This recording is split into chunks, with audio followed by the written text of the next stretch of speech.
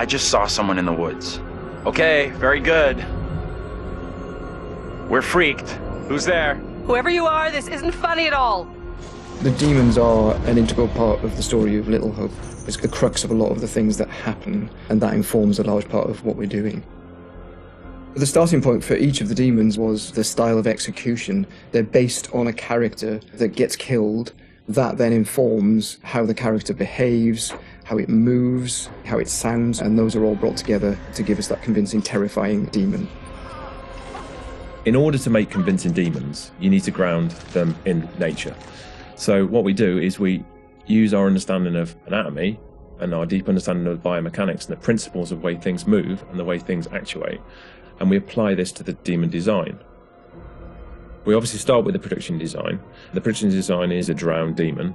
What we need to do then is look for extra reference. We have to look at stuff like autopsies. We'd look at what happens to the skin when it gets exposed to water for a long time. We have to look at creatures from underwater. We look at various types of fish. Loads of images and real-world reference helps, although slightly gruesome. This particular demon we're looking at is the one that's been hung. We didn't want to show the whole of this character, and right from the beginning we said, let's focus on the areas which are the most terrifying. And so the overall silhouette of the character was to be like this twisted rope. Her limbs had coiled, and so we were exaggerating the metaphor of this hanging. 1,000 years of being trailed along the ground, it had worn away her feet, the bones being worn down, the nails being broken off. She'd been in pain for a long time.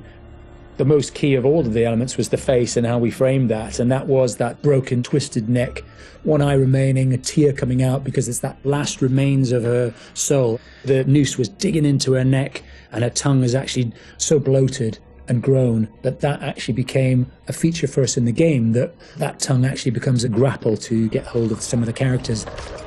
To animate a demon, we would start with looking at how they walk or move forward. Some of them are dragging themselves, and then also how they would attack their victims, just flesh out the layout and the choreography of it.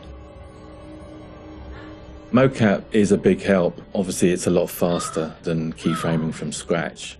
So we decided to use it as a base for some of them, and then we would layer on top of that all the characteristics that bring them to life, even though they're dead. The Crush Demon in particular was difficult to work with because we weren't able to use motion capture footage, so that is going to be completely hand animated. So that meant we were really starting from scratch. All the other demons, we did use actors' footage, so we have a lot of actors with spikes tied to them, limping across the scene. Let's get the fuck out of here! On the Broke Demon, we asked the actor to use various props to try and achieve the sort of movement that we wanted. And I think he did a great job. It was really successful. We've had to, again, add on to that to help with the weight and the believability.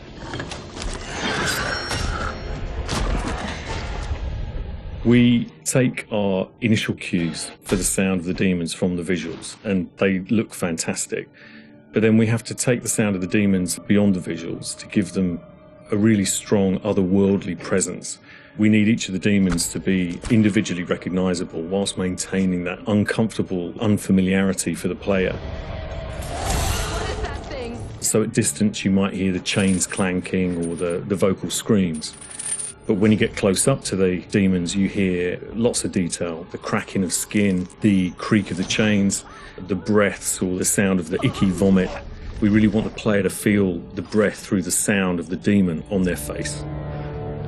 Angela, no! When we're thinking about the camera work for the demons, one thing that was really at the forefront of my mind was trying not to show too much, trying not to lose all restraint, and I think that's a really easy trap to fall into with CG in general, and especially with games that you've got all these monsters that you've built and you've spent a lot of time working on, and it's really easy just to go straight to putting everything on screen. But thinking back to some classic horrors, classic monster movies, a lot of times there the directors had to use a lot of restraint and just show little bits and pieces because they didn't have that kind of budget or that kind of effect to really make it convincing. And there's something about that I really like, that I wanted to bring back to Little Hope. So when I was directing the camera team, I've asked them to show little bits, little glimpses, a clawed hand here, a shadow on the wall there, the chains rattling, whatever the key characteristics were of that demon. The interesting thing with that is that I think sometimes your imagination as a viewer fills in the blanks in a far more terrifying way than we really could. So we tried to build up that suspense, working up to this big reveal where you finally see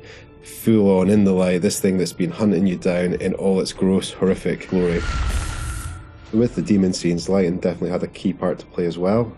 It had to work complementary to what we wanted to do with the cameras, but also there's some very specific things you can do with lighting that really lent itself to this task.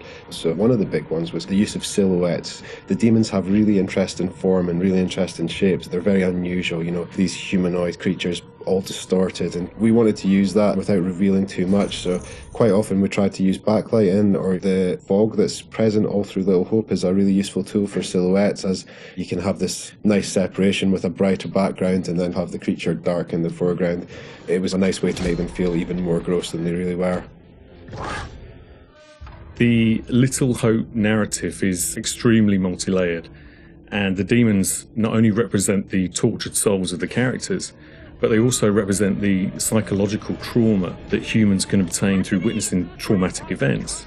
So when the game opens in the prologue and the main character is witnessing these traumatic events, we underscore this with really strong male Gregorian choir, which we use later in the game when the demons are attacking, to really strengthen and reference that psychological trauma with the tormented souls of the characters.